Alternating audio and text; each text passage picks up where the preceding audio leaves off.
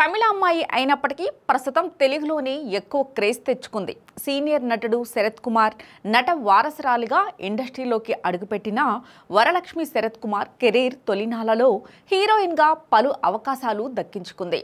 ఆ తర్వాత ట్రెండ్ మార్చి లేడీ విలన్గా అవతారమెత్తింది. ఓవైపు సపోర్టింగ్ రోల్స్ చేస్తూనే మరోవైపు విలన్గాను తన మార్క్ చూపిస్తోంది.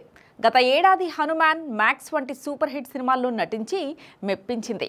విశాల్తో 12 ఏళ్ల క్రితం నటించిన మదగజరాజా సినిమా ఈ ఏడాది సంక్రాంతికి రిలీజ్ అయి హిట్ టాక్ తెచ్చుకుంది.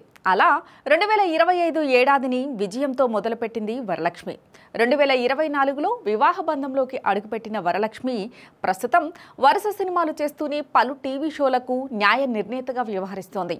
తాజాగా ఓ తమిళ టీవీ షోకి హాజరైన వరలక్ష్మి తన పర్సనల్, ప్రొఫెషనల్ లైఫ్ గురించి ఆసక్తికర వ్యాఖ్యలు చేసింది.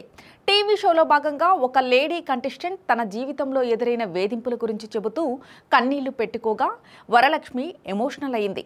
చిన్నతనంలో తనకు ఎదురైన చేదు అనుభవాలను గుర్తు చేసుకుని చెప్పుకొచ్చింది. తాను కూడా చిన్నప్పుడు లైంగిక వేధింపులకు గురయ్యానంటూ చేదు నిజాన్ని బయట పెడుతూ కన్నీళ్లు పెట్టుకుంది. 5-6 తనను లైంగికంగా వేధించేవారని చెప్పుకొచ్చింది. నీది నాది ఒకటే కదా అంటూ వరలక్ష్మి శరత్ కుమార్ చేసిన కామెంట్స్కి సంబంధించిన వీడియో సోషల్ మీడియాలో వైరల్ అవుతోంది.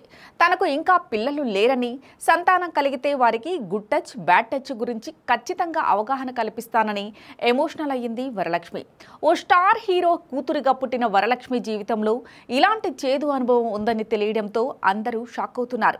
అద్భుతమైన నటనతో తమిళ, తెలుగు ఇండస్ట్రీలో మంచి గుర్తింపు తెచ్చుకున్న వరలక్ష్మి ప్రస్తుతం అనేక క్రేజీ ప్రాజెక్టుల్లో నటిస్తోంది. గత ఏడాది తన స్నేహితుడు, ముంబైకి చెందిన వ్యాపారవేత్త నికోలై సచ్దేవ్ను పెళ్లి చేసుకున్న ఆమె హాయిగా సంసారాన్ని గడుపుతోంది.